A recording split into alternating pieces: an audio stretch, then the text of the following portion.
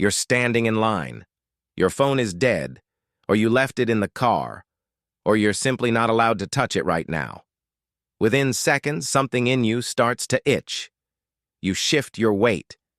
You read the same sign 3 times.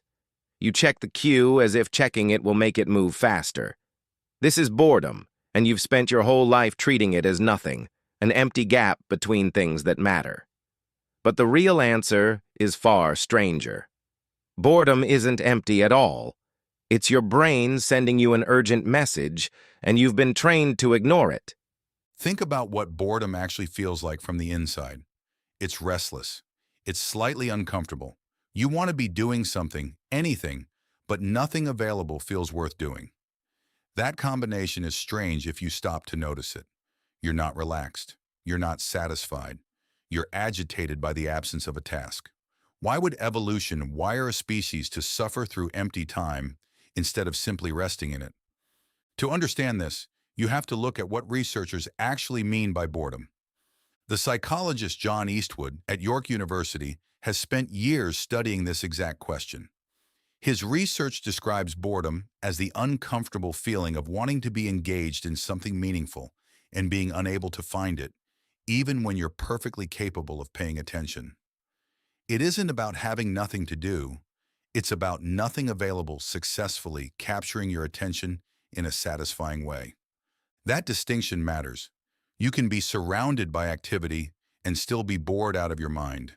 You can be sitting in a meeting, scrolling a feed, half watching a show, and still feel that same restless itch. The problem was never the absence of stimulation. The problem is a mismatch between what your attention needs and what your situation is offering it. So what is your attention actually asking for? James Dankert, a cognitive neuroscientist at the University of Waterloo, who has researched boredom alongside Eastwood, frames it as a signal, not a flaw.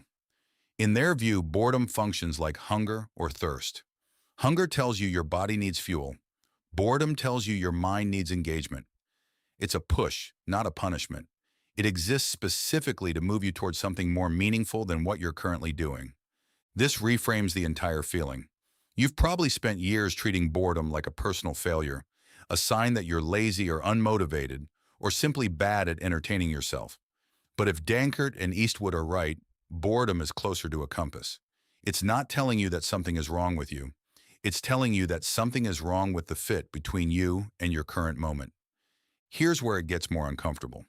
If boredom is a signal demanding action, what happens when people are forced to sit with it and do absolutely nothing? In 2014, the psychologist Timothy Wilson and his colleagues at the University of Virginia ran a study that became instantly famous. Participants were left alone in a room with no phone, no book, nothing to do except think, for a period as short as 6 to 15 minutes. Many found it unpleasant. Then Wilson's team gave them one more option. They could press a button to give themselves a mild electric shock, the same shock many had already said they'd pay money to avoid. A striking number of people chose to shock themselves rather than sit quietly with their own thoughts.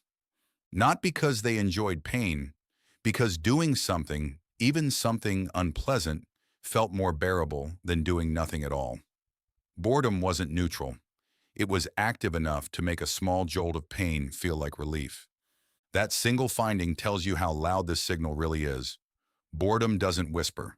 Left with nowhere to go, it gets louder until almost anything feels better than sitting inside it. Now here's the counterintuitive twist. If boredom is this uncomfortable, why hasn't your brain evolved to simply skip it and just relax during downtime instead? Because the discomfort is the whole mechanism. A brain that felt perfectly content doing nothing would have little reason to seek out anything new.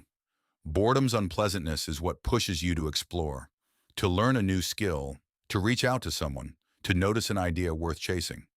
Some researchers even argue that periods of understimulation are exactly when the mind starts wandering into its most original territory, connecting things it wouldn't connect while busy.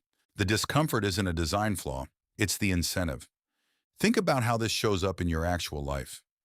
The moments you finally learned a new hobby, changed a habit, or reached out to reconnect with someone, how many of them started with a wave of restlessness you were trying to escape? Boredom rarely announces itself as an opportunity. It just feels like static, and you push through it however you can, often by reaching for the nearest phone instead of the more meaningful thing it was actually pointing toward. So the next time that restless itch shows up while you're standing in line or staring at a wall or waiting for something to start, don't rush to kill it with the first distraction in reach. That discomfort isn't empty space.